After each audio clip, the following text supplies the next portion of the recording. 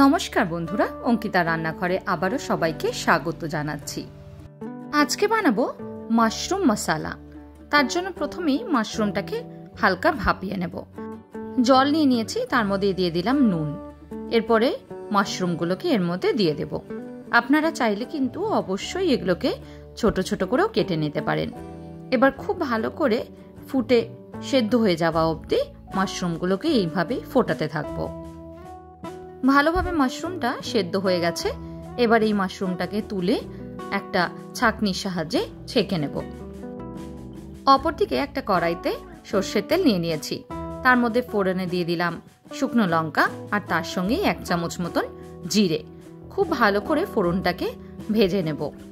ফোড়নটা থেকে সুন্দর গন্ধ বেরোতে শুরু করলে দিয়ে দিচ্ছি রসুনটাকে হালকা থেতো করে নিয়েছি। এবার খুব ভালোভাবে রসুনটাকে ভেজে নেব, যাতে রসুনের যে ফ্লেভারটা থাকে সেটা একদম তেলের মধ্যে মিশে যায়। রসুনটা ভালো করে ভেজে নিয়েছি। এবার ওই তেলের মধ্যে দিয়ে দিচ্ছি পেঁয়াজ আর তার সঙ্গে কাঁচা লঙ্কা বাটা। পেঁয়াজ সেখানে আমি 2টো ব্যবহার করেছি আর লঙ্কা 4 থেকে 5টা দিয়েছি। আপনারা ঝালটা অবশ্যই আপনাদের আন্দাজে ব্যবহার করবেন। এবার অনবরত নাড়তে থাকবো আর মশলাটাকে কষিয়ে নেব। মশলা থেকে তেল ছাড়তে শুরু করেছে। এবার দিয়ে দিচ্ছি গুঁড়ো মশলাগুলো। এখানে দিয়েছি হলুদ, গরম মশলা, জিরে, গোলমরিচের গুঁড়ো, লাল লঙ্কার গুঁড়ো।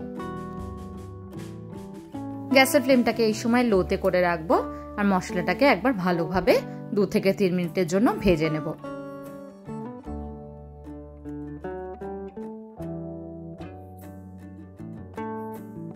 মশলাটা ভালোভাবে কষানো হয়ে গেছে। এবার এর মধ্যে দিয়ে দিচ্ছি 1/2 কাপ পরিমাণে গরম জল। গরম জলটা দিয়ে খুব ভালো করে একবার ফুটিয়ে নেব।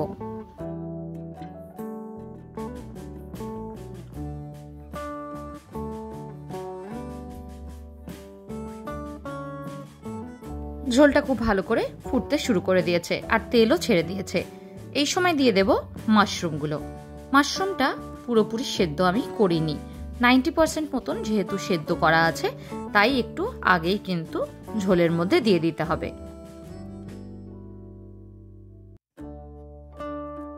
এবার খুব ভালোভাবে মাশরুমটা সেদ্ধ হয়ে আসা অবধি ওয়েট করব।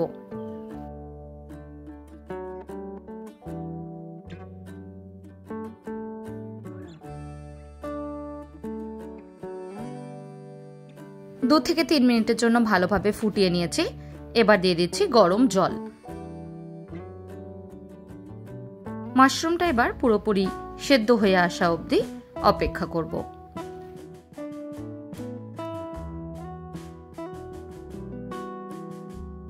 এই সময়তেই মাশরুমের ভেতরে মশলাগুলো ভালোভাবে ঢুকে যাবে। এবার ঢাকা দিয়ে 10 মিনিটের জন্য রেখে দিয়েছিলাম। 10 মিনিট পর ঢাকাটাকে খুলে দিলাম। দেখুন মাশরুম কিন্তু পুরোপুরি সেদ্ধ হয়ে গেছে। আরো কিছুক্ষণ ভালোভাবে ফোটাতে থাকবো, যাতে জলটা আরেকটুখানি টেনে আসে।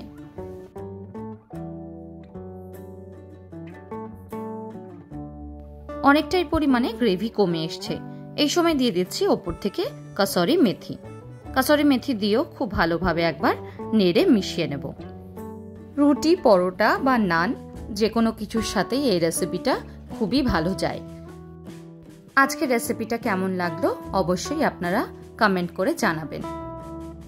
আজকের মতন এইটুকুই। আবার দেখা হবে অন্য কোনো দিন অন্য কোনো রেসিপি নিয়ে।